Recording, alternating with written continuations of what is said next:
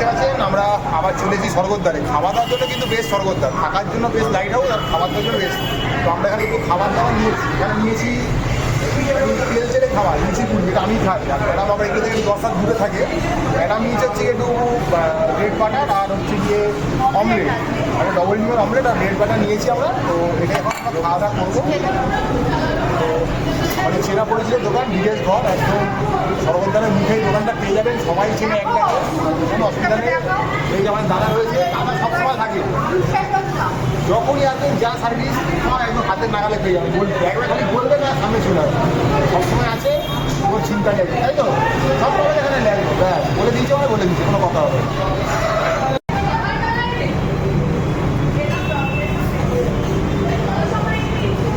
Madam তাও একটু সাদা ফুলকো ফুলকো লুচি, ম্যাডাম সাদা লুচি পছন্দ করে, তাই একটু সাদা লুচি ম্যাডাম নিয়ে নিল। তো ম্যাডাম খেয়ে বলবে এটা খেতে ঠিক কেমন। কারণ আমাদের ম্যাডাম জানেন, ম্যাডামই আমাদের ফুডের ডিপার্টমেন্টের লোক।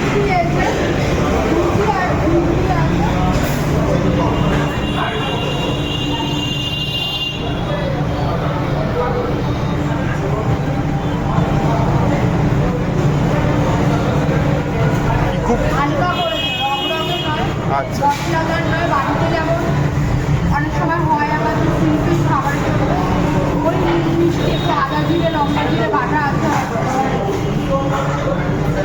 পেঁয়াজ ছাড়া মুড়িটা, তবে এমনি টমেটো দিয়েছে ডাইটের মধ্যে সকালবেলা।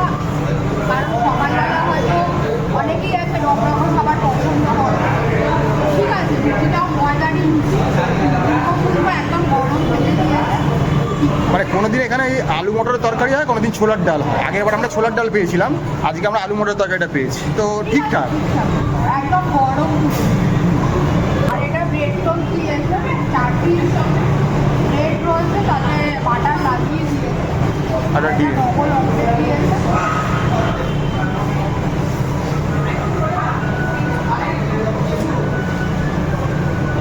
অমলেটটা কি লঙ্কা পেঁয়াজ দিয়ে করেছে নাকি? দেখো তো খেয়ে। হ্যাঁ, কারণ এগুলো তো দিয়েই থাকে, এরা দিয়েছে। তো মোটামুটি আমরা এখানে এগুলো খেয়ে থাকি, আর আলাদা করে দাম জিজ্ঞেস করিনি, পরে না আমরা দামটা আপনাদের বলে দেবো পরে। ওই মোটামুটি ধরুন না 50-60 টাকা করে প্লেটই হবে হয়তো, এটা হয়তো একটু কম হতে পারে। তো ঠিক আছে, এই আমরা এখন আপাতত শুরু করলাম ফার্স্ট এসে খাওয়ার পুরীতে। এরপর আরও যা যা খাবো সবই আসবে, আপনাদের দেখাতে থাকবে। মনে হবে একটা বিদেশ ঘর, একটা চেনা পরিচিত দোকান। সকালে বিদেশ ঘরে খেতে এসেছি, ঢোকার সময় কিছু ছবি আপনাদের দেখাচ্ছি, যে যারা একসময় বিদেশ ঘরে এসছেন, খেয়েছেন, মালিকের সঙ্গে দেখা করেছেন, এই ছবিগুলো আপনারা দেখতে পারেন। এখানে খুব সুন্দর করে এখানে বাজিয়ে রাখা রয়েছে পুরোনো দিনের হারিয়ে যাওয়া সব ছবি। তো এই হচ্ছে ভিতরটা, তো আমরা ভেতরে খাওয়া দাওয়া করবো এবার। তো স্বর্গদ্বারের সামনে একটা দোকান দেখুন, পুরি সুইটস। সামনে গরম গরম কচুরি ভাজছে, এখানে সিঙ্গারা রয়েছে, ডাল বড়া রয়েছে।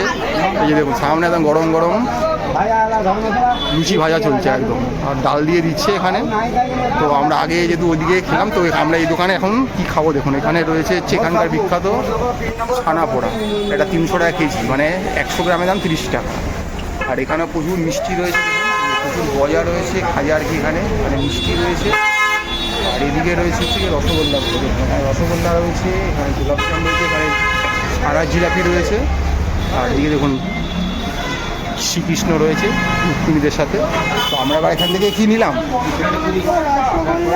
ছানা পোড়ানো। এই রসগোল্লাটার দাম 20 টাকা পিস।